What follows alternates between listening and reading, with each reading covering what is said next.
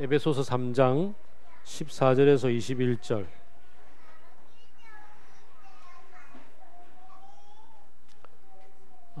찾으셨습니까? 자, 한 절씩 교독합시다. 그러므로 나는 아버지께 무릎을 꿇고 빕니다.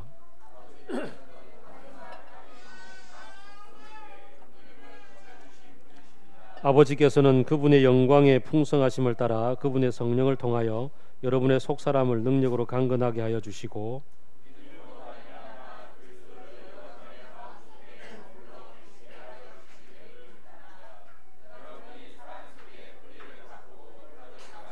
모든 성도와 함께 여러분이 그리스도의 사랑의 너비와 길이와 높이와 깊이가 어떠한지를 깨달을 수 있게 되고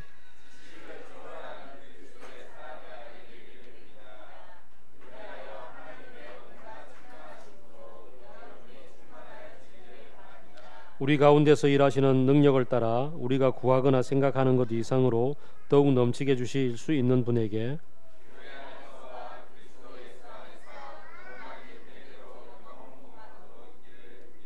아멘. 에베소서가 이제 오늘 본문까지 해서 전반부가 끝이 나고 4장부터는 후반부, 그러므로 여러분은 이렇게 살기를 바랍니다 라는 얘기들이 쭉 이어집니다. 에베소서 1장부터 잠깐 훑어보면 1장 가장 핵심, 하나님의 1장 9절 하나님의 비밀을 우리에게 알려주겠다고 얘기했죠. 그 비밀은 1장 10절 때가 되었을 때 하늘과 땅에 있는 것, 땅 아래에 있는 것, 보이는 것과 보이지 않는 모든 것을 그리스도 예수 안에서 통일시키는 것이다. 지금 현재 서로 각기 찢어지고 흩어지고 질서 잡히지 않고 태어났으나 늙고 병들고 죽는 것을 경험할 수밖에 없는 모든 피조물도 어그러지고 삐뚤어지고 신음하고 고통하고 있는 이런 현실들을 통일시켜서 온전한 질서로 바로 잡게 하는 것이 하나님의 뜻이라고 얘기를 했습니다. 그 뜻을 위해서 예수 그리스도께서 이제 쭉 사역을 하셨다고 얘기를 하고 그 예수 그리스도의 사역을 깨닫게 하기 위해서 여러분이 1장 15절부터 계속되는 기도 속에서 하나님이 예수 그리스도를 통해서 보여주신 그 능력과 크기와 깊이가 어떠한지를 깨닫기를 바란다 라고 얘기를 하고 그 하나님의 능력이 예수 그리스도를 통해서 바로 교회 속에서 펼쳐졌다고 이야기를 하죠. 그래서 1장 마지막을 보면은 교회는 그리스도의 몸이고 만물 안에서 만물을 충만케 하시는 분의 충만이다라는 얘기를 했죠. 충만하다라는 얘기는 그분으로 그분의 임재가 가득하다. 뭐 여기에 연기가 충만하다 이러면 연기가 가득 찼다는 것처럼 그래서 하나님의 다스리심이 전체적으로 펼쳐지고 있다. 이런 얘기가 되겠죠. 그래서 이 교회를 이루기 위해서 2장 1절부터 보게 되면 예전에 허물과 죄로 죽었던 여러분들, 세상의 풍조를 따라 살았고 공중권세 잡은 자를 따라 살았고 여러분 마음대로 하고 싶은 대로 하고 살았던 정욕과 육신과 마음이 원하는 대로 행하며 살았던 여러분들을 예수 그리스도께서 하나님의 은혜로 말미암아서 구원하여 주시고 불러주시고 새롭게 하여 주셨다. 이것은 하나님이 여러분에게 주신 선물이다. 이것을 여러분이 받을 수 있는 비결은 바로 믿음을 통해서다. 그래서 믿음을 통해서 여러분은 하나님의 새로운 작품이 되었다라고 얘기를 하고 있습니다. 새롭게 된 우리들이 교회를 이루고 교회 안에서 전에는 각각 자기가 최고인 줄 알고 자기 중심으로 세상의 중심은 나다 하고 살았던 사람들이 모여서 이제 그리스도 예수를 머리로 해서 몸의 각 지체들로서 함께 먼데 있거나 가까이 있거나 다 함께 어우러져서 한 가족이 되고 있음이 2장에서 기록이 되어져 있었습니다. 서로 평화를 이루고 있다는 얘기죠. 그래서 함께 하나님이 거하시는 집의 비유로서 친다면 아까 우리 반석 집도 나왔었는데 집이 되어져 가고 있다. 성령이 거할 수 있는 집으로 점점 자라고 있다가 2장에서 펼쳐졌습니다. 자, 이 일을 위하여서 다시 반복하건대 여러분들은 이제 어떻게 이루어져 왔는가? 여러분들이 이전에 3장으로 들어가서 이 일을 위해서 교회의 각 사람들에게 하나님 그러니까 이 일을 위해서 3장 1절에부터는 나를 사도로 불렀고 복음을 전하게 하였고 여러분은 그 복음을 전함을 통하여서 이 계획의 비밀에 참여하게 되었다고 잠깐 사도 바울 자신의 얘기를 했습니다. 그래서 성도 중에 지극히 작은 자보다 더 작은 나에게 이 복음을 전할 수 있는 기회를 주셨다고요. 자, 그래서 이제 이 만물 속에 드러나 있는 하나님의 비밀과 마지막 때 이루실 그 완성된 계획이 뭔지를 교회를 통해서 이룰 것을 보여주셨다까지 지난주에 얘기를 했죠. 지지난주에. 자, 그러므로 우리는 어떻게 살 것인가에 대한 얘기가 펼쳐질 거인데, 그러므로 그 펼쳐지기 전에 먼저 우리가 알아야 될 마음의 중심에 각오가 있다라고 다시 한번 기도를 통해서 이 얘기를 다져줍니다. 오늘 본문은 그 얘기죠. 우선 14절은 무릎을 꿇고 하나님 앞에 기도한다고 얘기하죠. 오늘 본문은 버릴 단어가 하나도 없어서 차근차근 이렇게 단어 이렇게 구절구절 따라가면서 제가 주해하면서 주석을 달면서 이렇게 말씀을 풀어내는 것이 가장 좋을 것 같습니다. 보통 그 당시에는 기도의 자세가 서서 하늘을 우러러보고 손을 들고 이렇게 기도했습니다. 꼭 목사님 축도하듯이 이렇게 기도하는 게 일반적인 자세였는데, 굉장히 마음에 갈급함이 있고 마음의 중심에 하나님 앞에 간절함이 있을 때는 무릎을 꿇고 기도했고, 더 나아가면은 왜 가톨릭 사제들 서품할 때 보면은 신부 서품식 할 때 보면은 여러분 보셨는지 모르겠는데 온몸을 땅에 이렇게 딛고 완전히 엎드려서 기도하는 거 보셨나요? 오체투지를 지나서 아예 엎드려 버립니다. 손을 뻗고. 그래서 이제 엎드려서 기도하는 자세도 있는데, 여기서는 간절한 마음으로 무릎을 꿇고 기도한다고 얘기하죠.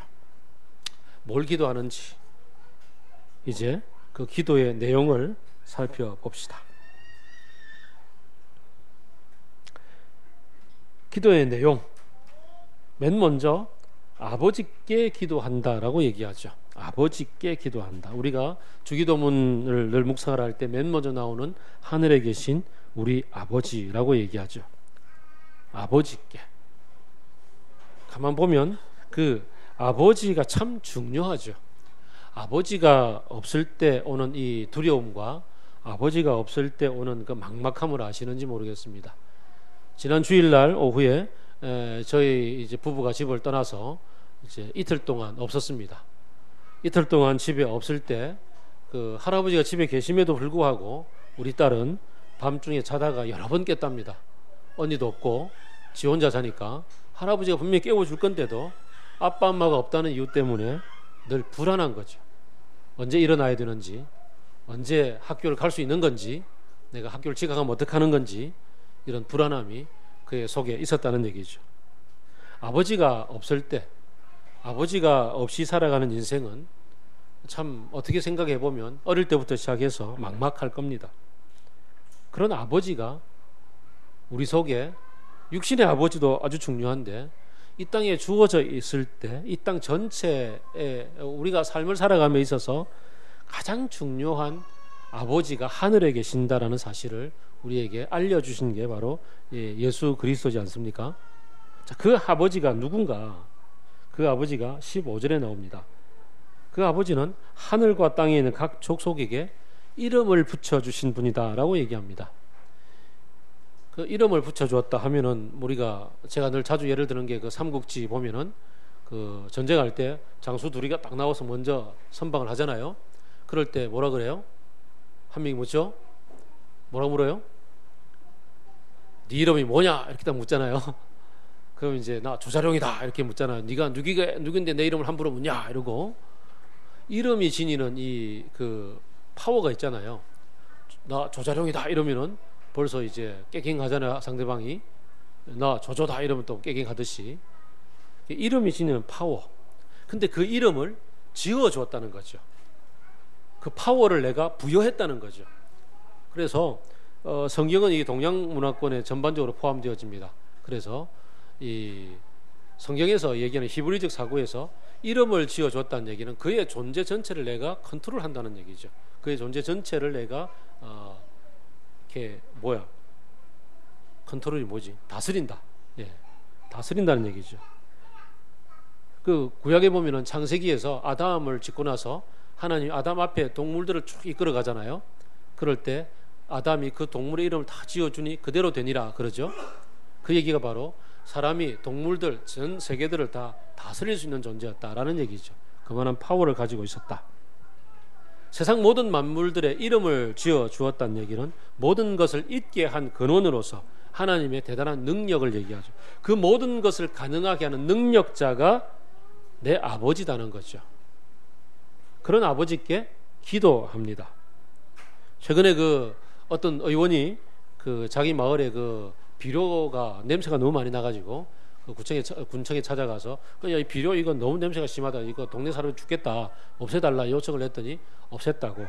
그래서 그게 시시비비는 가려봐야 알겠지만 하여간 어떤 언론에서는 그 황제 민원이다 이런 얘기도 한다고 하지만 어쨌든 국회의원이 누군가에게 이렇게 민원을 넣으면 그 구청에서 그 민원을 듣지 않을 수가 있겠습니까? 구청 직원 오늘 결근하셨나? 결석? 동사무소 직원 의원이 찾아와서 이렇게 민원을 넣었다 어떻게 합니까? 좋습니다. 순서대로 한답니다. 박수. 네, 순서대로 한다고. 중요합니다. 하나님이 내 아버지고 내 아버지가 모든 것을 다스리고 컨트롤하고 있습니다. 아빠 이거 좀 해주면 안 될까요? 이렇게 하면 어떻게 하죠? 아빠가 순서대로. 중요한 얘기죠. 이런 아버지가 있기 때문에 아버지께 기도한다고 얘기를 하죠. 도와달라고 요청한다고 얘기하죠. 뭘 요청할까요? 자, 여기서 이제 아주 중요한 두 가지 단어가 나옵니다. 16절을 보면은 쭉 내려가면 능력으로 라는 얘기가 나오고 17절 보게 되면 사랑으로 라는 얘기가 나오죠. 능력과 사랑이라는 두 단어가 사실 오늘 기도에 있어서 핵심 중에 핵심입니다. 사실 우리가 살아감에 있어서 이 능력과 사랑이라는 거 굉장히 중요하죠. 제 딸이 연애를 합니다. 연애를 하는데 이 모시마가 그 딸을 사랑하는 것 같아. 되게 사랑하는 것 같아. 근데 현실적으로 먹여 살릴 능력이 없어. 이럴 때 아빠로서 저는 고민이 될까요, 안 될까요? 많이 되겠죠, 그죠? 이 모시마가 먹여 살릴 능력은 대단해. 근데 내 딸을 사랑하는 것 같지가 않아. 이러면 어떡할까요? 그것도 안 되겠죠, 그죠? 얘가 내 딸을 사랑하고 내 딸을 먹여 살릴 능력도 있다 이럴 때 이제 사인할 수 있겠죠, 그죠? 이게 참 중요한 문제입니다. 그래서 제가 딸에게 그 얘기했죠. 중요한 것은 돈을 얼마나 많이 버느냐가 중요한 게 아니다. 지가 최선을 다해서 가족을 책임지겠다는 그 의지가 중요하다.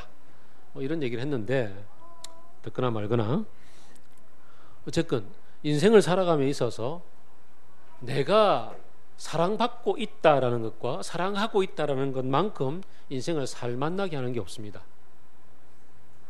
정말 내가 사랑할 사람이 있고 사랑을 받고 있고 사랑을 주고받고 있다는 것이 인생에 있어서 정말 의미가 있거든요. 돈이 아무리 많아도 이게 없을 때 사람은 극단적인 선택을 하게 됩니다. 최근에도 누군가 아주 재벌 중에 재벌에 가해서 누군가가 자살을 했다는 얘기를 들었습니다. 아무리 돈이 많아도 사랑하고 사랑받지 못할 때 삶은 아주 힘들어집니다. 반대로 사랑은 있으나 먹고 살 에너지가 없을 때, 사랑할 가족도 있지만 먹고 살 능력이 없고 먹을 거리가 없을 때 우리 역시 극단적인 선택을 하게 됩니다. 지난번에 그 모녀가 그 목숨을 끊으면서 밀린 월세 이렇게 편지 봉투에 넣어놓고서 이렇게 미안하다고 그렇게 삶을 마감했던 그 참 비참한 얘기를 알지 않습니까? 지금도 그런 얘기들은 계속되고 있습니다. 삶을 살아감에 있어서 이 두 가지는 매우 중요한 얘기죠. 그래서 누구든지 사람이라면 누구나 이 살아갈 수 있는 에너지를 얻어야 되고 먹고 살 수 있는 능력이 있어서 뭔가 먹거리를 얻어야 되고 누군가와 더불어 사랑하며 사랑 나누고 사는 이 지극히 평범하면서도 가장 중요한 문제에 늘 걸려 있단 말이죠. 자, 이 문제를 그리스도인이라고 예외는 아니겠죠. 그리스도인이라고 해서 결코 예외가 아닌데, 문제는 그리스도인이 되고 났을 때 이 삶의 능력과 삶의 사랑의 근원을 그 이전에 사람들이 취했던 방식하고는 다른 곳에서 찾게 된다는 겁니다. 다른 방식으로 찾게 되고요. 이게 아주 중요한 차이라는 거죠. 2장을 보겠습니다. 2장을 보게 될 때 2장 2절을 보게 되면은 3절을 보게 되면은 여러분은 그 이전에 여러분의 마음속에서 하고 싶은 대로, 정욕대로, 육신과 마음이 원하는 대로, 다른 사람들이 하는 대로 하고 살았다라고 얘기했죠. 이 삶의 능력을 얻고 그 다음에 삶의 사랑의 원천을 찾는 데 있어서 그 다른 사람들이 하는 대로 하고 살았었어요. 뭐 당연하겠죠. 사람들 사이에서 배운 대로, 사람들이 이끌어가는 대로, 선배들이 주신 대로 하겠단 말이죠. 그런데 그리스도인이 되었을 때 돌아보니까 2장에서 뭐라고 얘기합니까? 그때 여러분들은 하나님 보실 때에 죽은 목숨이었다라고 얘기를 하죠. 그 결과는 결국은 이루지 못하고 어느 것 하나도 다 만족하지 못하고 펑크가 난 채로 망가지고 허물투성이었다라는 것을 얘기합니다. 물론 안 그런 부분도 있겠지만 그러나 대체적으로 결론적으로 그렇다라고 얘기를 하죠. 그런데 그 모든 비뚤어지고 왜곡된 것을 바로 잡기 위해서 예수님이 아까 제가 훑어드렸던 대로 이 길들을 걸어왔다고 얘기를 했죠. 그러므로 예수 그리스도를 통해서 새로운 세상을 맛보며 하나님이 새로운 질서를 회복하고 완성하기를 기대하며 교회를 이루고 사는 여러분은 어떻게 할 것인가? 그래서 오늘 제목이 그리스도인은 무엇으로 살 것인가입니다. 첫 번째, 기도하는 내용이 뭔가요? 아버지께서 16절로 다시 왔습니다.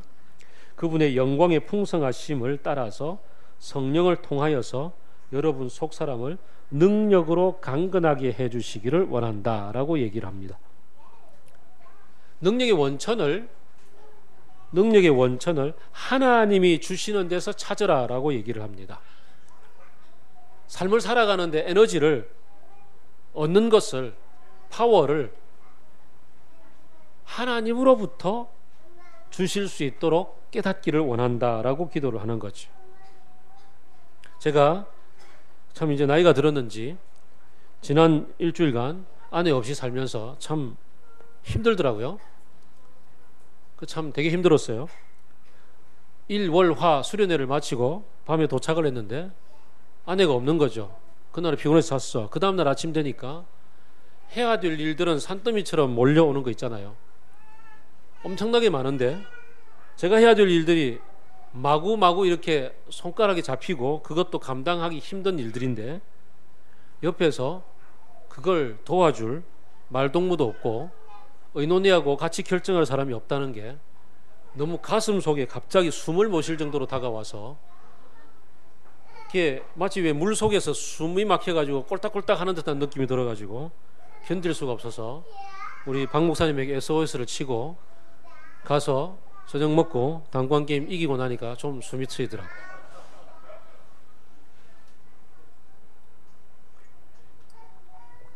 인생을 내 혼자 살아가면서 이 능력을 얻기 위해서 애를 쓴다고 생각해 보세요. 스펙을 얻어야 되고 시험 쳐야 되고 그 다음 주어지는 일거리를 다 감당해내야 되고 그 모든 것들의 결과물에 따라서 내 어떤 성과급이 결정되어지고 아니면 잘리게 되고 그래서 길거리에 나 앉아야 되고 이런 일들이 모두 다 내 어깨에 책임져져 있다고 생각을 하게 될 때 그리고 그 결과도 항상 좋은 건 아니고 그 숨이 막혀서 어떻게 살겠습니까? 힘들다고요. 여러분들 아내들이요 남편들이 자다가 새벽에 일어나서 숨 못 쉬고 방밖에 막히는 이 답답함 속에서 내 이 토끼 같은 자식과 여우 같은 마누라를 어떻게 먹여 살려야 될까 그렇게 한숨 쉬는 그 장면을 목격한 적 있습니까? 남편들은 종종 새벽에 일어나서 그런 한숨 쉬는 시간들, 막막한 시간들을 가진단 말이죠. 맞아요, 도수 형제? 예, 그렇다고. 그런데 그리스도 안에서 새로운 생명을 얻고 나서 교회 일원이 되고 나면은 새로운 장면이 펼쳐지는데 그 모든 것을 책임져 주시는 성령께서 하나님을 바라보라고 우리에게 길을 보여주신다고 얘기합니다. 에베소서 1장에서 기도했던 것처럼 똑같이 하나님의 영광의 풍성하심을 따라서 아버지가, 어떤 아버지가 만물을 다 만드시고 만물 전체를 컨트롤하고 다스리고 계시는 그 아버지가 나에게 능력을 주시는 분이라는 것을, 그래서 힘내라고 강건하게 나를 세워주시는 분이라는 것을 기도 가운데서 구하고 있다고. 그것을 17절 보니까 믿음을 통해서 보게 된다고 얘기를 합니다. 믿음을 통해서 그것을 보게 된다고, 그것을 느끼게 되고 깨닫게 된다고 얘기를 합니다. 하나님을 믿게 될 때 이런 일이 벌어지는 거구나. 삶이 다른 차원에서 펼쳐지는 거구나. 비록 내 현실적으로 먹고 살기 힘든 이 팍팍한 현실을 지나고 있어도 하나님이 내게 능력 주시는 자구나. 내게 능력 주시는 자 안에서 나는 모든 것에 자족함을 배웠노라 라고 바울이 얘기하죠. 어떤 자족함을 배웠다고요? 부하게도 하는 곳에 처해 보기도 하고, 가난한 곳에 처해 보기도 하고, 유명한 사람이 돼 보기도 하고, 무명한 처지에서 매맞고 버림받고 죽은 줄 알고 사람들이 쓰레기장에 내어버렸던 처지에 갇혀보기도 하고, 아주 파선해서 그냥 바다 속에서 그냥 죽어가는 목숨이 되기도 하고, 며칠 주야를 굶기도 하고, 40에 한 번 감한 매를 3번이나 맞기도 하고, 그런 상황 가운데 던져졌을지라도 나는 그 안에서 일체의 자족함을 배웠다. 만족함을 배웠다. 왜? 내게 능력 주시는 자 안에서 모든 것을 견디고 모든 것을 이렇게 평화 가운데서 누릴 수 있는 여유가 생겼다라고 얘기합니다. 그리스도인이라고 해서, 예수를 믿었다고 해서 Yes I can 이라고 해서 모든 것을 다 할 수 있고 내 영혼이 잘된 것 같이 범사에 잘되고 강건하게 되어서 그래서 다른 사람보다 더 잘 사게 되는 게 아니라, 모든 피조물도 신음하고 고통하고 있는 현실 속에서 똑같이 병마에 시달리기도 하고 똑같이 가난해지기도 하고 똑같이 어려움을 당하기도 하지만 때로는 힘듦 속에서 일어나서 여유로운 삶을 살기도 하는 행복함도 있기도 하고, 그렇게 삶을 살아간다 할지라도 하나님이 이 모든 것들을 지금은 이렇게 힘들 때 할지라도 완성시키셔서 새롭게 하셔서 온전하게 이루어 가실 그날을 바라보며, 아직도 세월호의 사건 속에서 눈물 흘리며 고통당하고 있는 이 가족들이, 수많은 사람들이 눈물이 흐르고 있다 할지라도 이 눈물들을 닦아주시는 그날이 있음을 바라보기 때문에 그날 때까지 우리를 견디게 하실 거라고, 함께 눈물 닦으며 함께 눈물 흘려가면서 어깨동무하면서 그 길을 걸어갈 때에 주님이 그날까지 우리를 견디게 해주시는 능력을 주실 거라는 것을 알기 때문에 성령으로 말미암아서 이것을 바라보게 한다는 얘기를 해주시는 겁니다.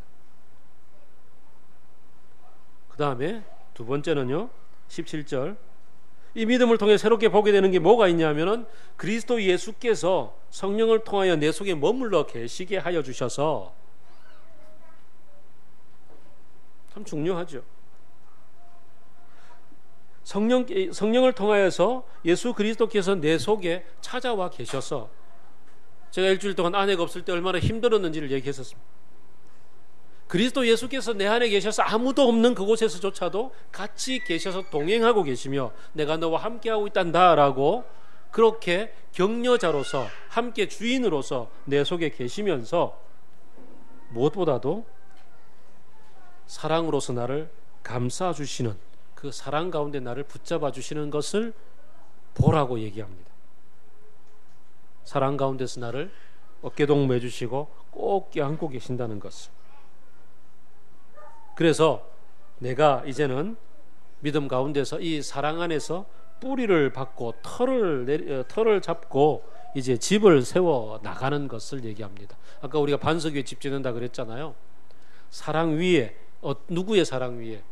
하나님께서 예수 그리스도를 내 안에 보내주셔서 내 안에 거하시는 예수 그리스도 안에 뿌리를 받고 든든하게 이렇게 식물이 자라나갈 수 있는 토대를 만들고 집에 반석을 만들어서 그 위에서 삶을 누려간단 말이죠. 사랑을 받고 사랑을 누릴 수 있는 이 토대가 만들어진 거죠.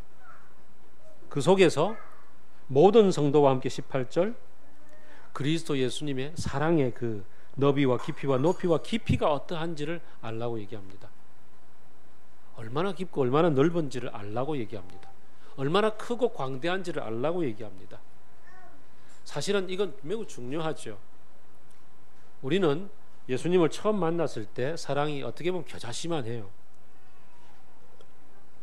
남녀가 만나도 그렇지 않던가요? 지금 우리 태연 형제가 10월 말에 결혼할 거라고 지금 사랑에 떨떠 있어요. 지금 온 세상을 다 가진 것 같을 거예요, 아마.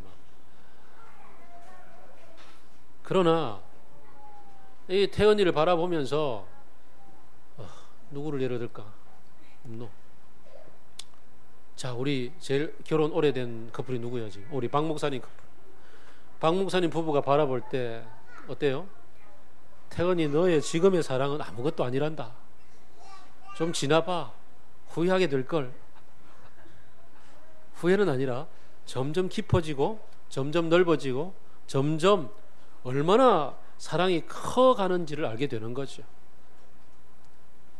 지금 두 사람이 결혼을 앞두고 있는 이 사랑은 어떻게 보면 좁쌀만 하다고. 사랑이 이 사랑이 세월을 경험해가면서 점점 커지고 얼마나 원대해지는지를 알게 되는 거죠. 내 안에 거하시는 성령님, 내 안에 거하시는 예수님이, 우리가 나중에 성찬식을 합니다만 성찬식을 통해서 우리가 몸 안에 들어오는 빵과 포도주처럼 그걸 내가 느끼는 것처럼 예수님이 내 안에 거하시는 것을 내 영혼이 느끼고 깨닫잖아요. 그럴 때 이 예수님이 나를 얼마나 깊이 사랑하고 내가 얼마나 예수님을 더 많이 사랑하는지를 이걸 키워나가는, 그리고 더 나아가서 예수님이 나만 사랑하는 게 아니라 18절을 보니까 모든 성도와 함께라고 되어 있잖아요. 이 땅을 새롭게 하기 위해서 예수님을 통해서 하나님이 세우신 비밀 병기가 뭐였다고요? 교회였잖아요. 여러분과 함께, 모든 성도와 함께 교회를 통하여서 사랑의 넓이를 더 배우는 거예요. 사랑의 깊이를 더 경험하는 거예요. 다름으로 알고 받아들이고 서로가 짐을 나누어 지며 함께 자라나가는지를 교회를 통해서 배우고, 교회를 통해서 또 그 다음에 세상을 향한 하나님의 사랑과 깊이가 얼마나 큰지, 전 우주 만물을 사랑하시는 하나님의 사랑의 넓이와 깊이가, 그 광대함이 얼마나 지극히 큰지를 깨달아가는 것. 우리 그 사회복지계 그 삼성이라고 알려져 있는 그 월드비전에 근무한 우리 원용 형제의 얘기를 들어보면, 원용 형제가 그 살아가고 있는 삶의 얘기 속에 그의 일터 속에서 벌리고 있는 일들 속에 얼마나 많이 찌그러지고 왜곡되고 삐뚤어지고 힘들어하는 이 하나님의 형상들이 존재하고 있는지를 보고, 그들을 향한 하나님의 사랑이 얼마나 원대하게 펼쳐지는지를 세부적으로 구체적으로 나누고 있는지의 얘기들을 많이 듣지 않습니까? 동사무소 현장 속에서 우리 이 순영 자매가 보고 있는 그 아픈 사람들의 얘기들 얼마나 많이 있나고요. 이 왜곡되고 삐뚤어진 어그러진 하나님의 형상들이 이렇게 살 수가 있는가라는 이 울분 터지는 얘기들 앞에서 하나님이 예수 그리스도를 통해서 바로 잡아주시는 얘기가 어디까지 펼쳐질지, 그들을 향해서 하나님이 예수 그리스도를 통해서 뭘 해주시고 계시는지에 대한 얘기를 깊이 깨닫게 되고, 그것 때문에 마지막 완성하실 그날에 하나님이 얼마나 올바로 세워주실지를 기대하는 마음 때문에 하나님 앞에서 바울처럼 기도하게 되는 거죠. 이렇게 사랑이 자라나간다고요. 처음에는 나 하나 감당 못하는 것 때문에 힘들어서 외롭고 어려울 때 주님 나를 사랑하시는 그 사랑에 겨워서 나의 힘들고 어려움을 감싸주시는 하나님의 사랑에 녹아서 눈물 흘리고 감격해 하다가, 교회 안에서 감싸주시는 형제 자매들 때문에 감격해 하고, 또 그들을 향해서 나도 조그마한 일들을 베풀 수 있다는 것 때문에 감격해 하고, 더 나아가서 세상 속에 어그러지고 삐뚤어져 있는 이 세대를 바로잡으시는 하나님의 도구가 될 수 있다는 사실 때문에 감격해 하면서 하나님의 사랑의 그 크기를 알면 알수록, 그 광대함을 알면 알수록 우리 역시 하나님의 사람답게 커져 간단 말이죠. 단단해져 가고요.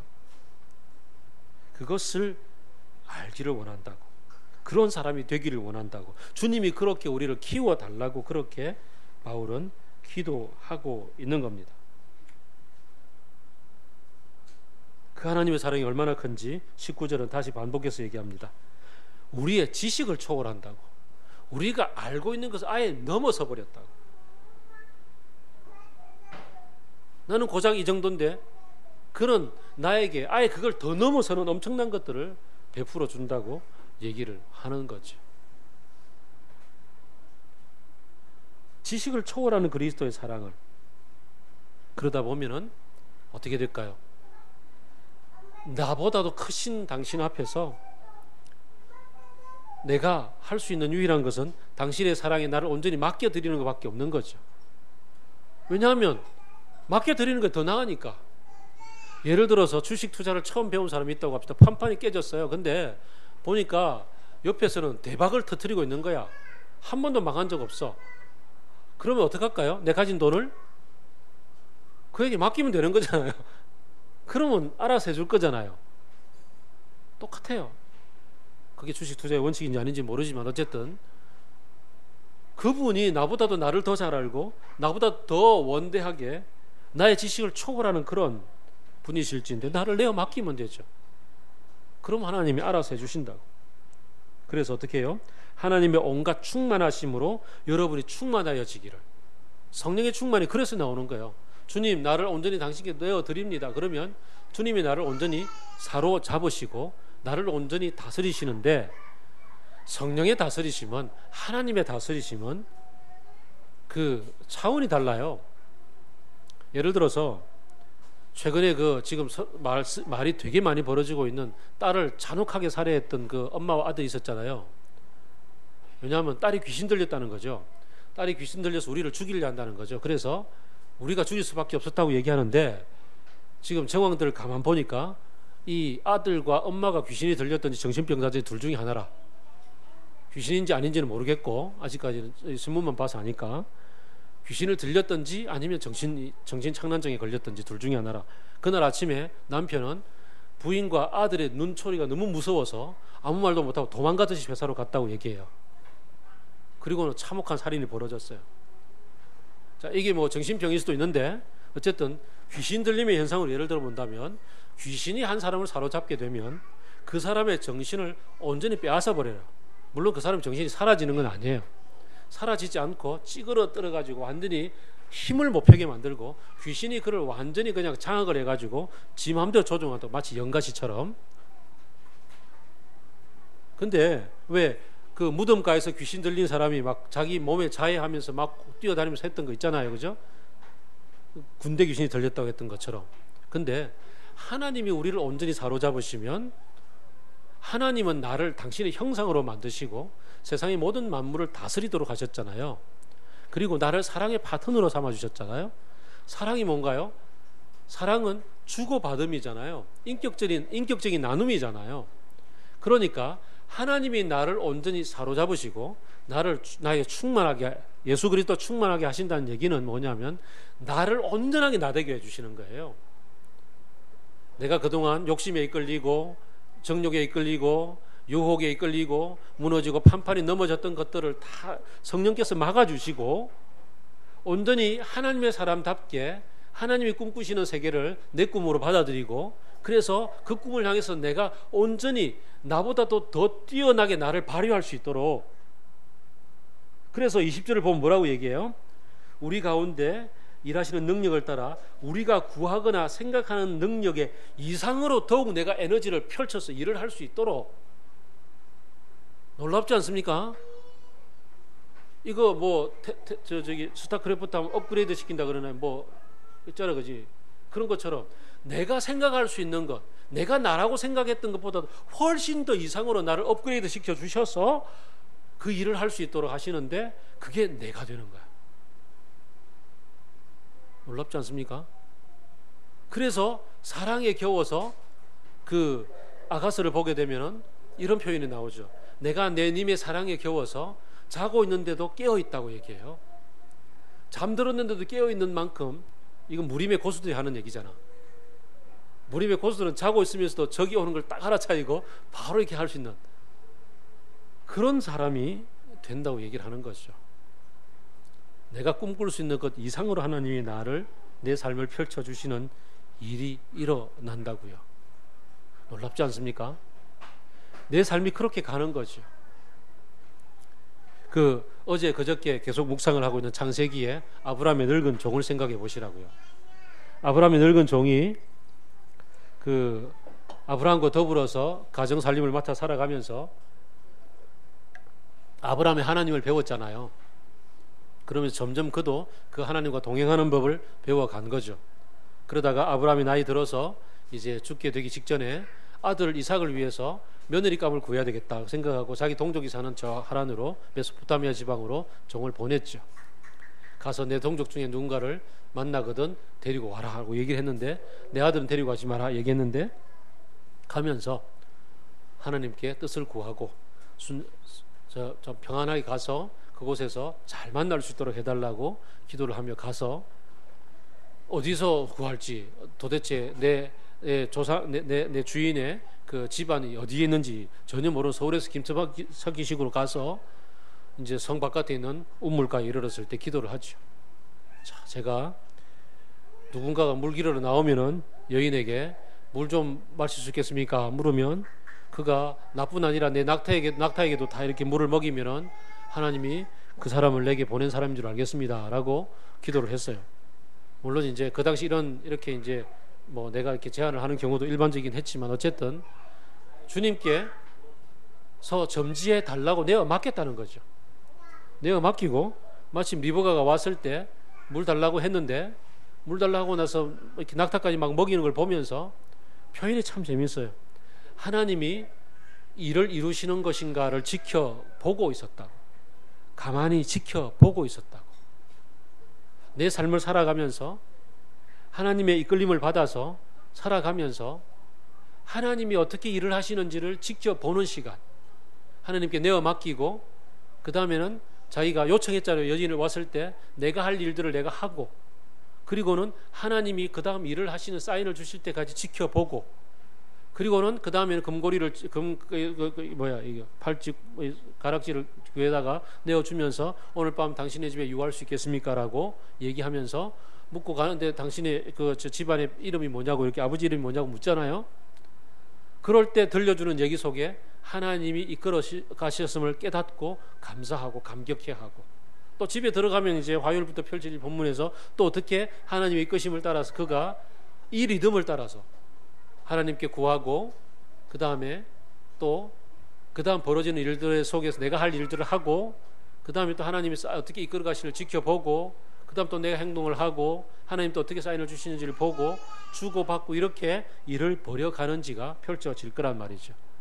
참 감격적이었어요. 이 늙은 아브라함의 종이 보이고 있는 이 하나님과 동행하고 있는 모습. 20절을 통해서 우리가 보게 되면 하나님의 사람답게 하나님이 채워주시는, 내가 기대하는 이상의 나를 어떻게 주님이 이끌어 가시는지를 바라볼 거 아니에요. 그죠? 바라보고 기대하고, 그 다음은 또 내가 하는 일들을 행하고, 그분이 그 다음 어떻게 이끌어 가시는지 또 바라보는 일들을 행해 나가는 이 리듬이, 주님이 주도하시고 주님이 공급하시고 주님이 채워가시는 삶의 리듬을 배워가는 것, 이게 바로 성령 충만의 삶, 예수 그리스도가 내 안에 충만하게 차고 넘치는 삶이 되는 거죠. 이렇게 우리가 바뀌어 가고 성숙해 갈 때 이 일을 통해서 예수 그리스도의 비밀 병기, 이 교회가 그리스도의 충만한 다스림을 받아가고, 그리스도의 충만한 다스림을 받아가는 교회가 세상 속에서 하나님의 나라의 일들을 감당하면서 21절, 교회 안에서와 예수 그리스도 안에서 하나님의 영광이 영원 무궁토록 드러나는 일이 펼쳐지는 거죠. 그리스도인의 삶이 이렇습니다. 그리스도인이 무엇으로 사는가? 그리스도인 역시 삶을 살아가는 능력이 있어야 하고, 삶을 살아가는 에너지원인 사랑이 있어야 합니다. 사람이면 누구나 다 사랑과 능력이 있어야 합니다. 그런데 사람들은 사랑과 능력을 어디서 구합니까? 대부분은 내가 얻어야 하고, 내가 챙겨야 하고, 내가 가져야 하고, 내가 개척해야 하고,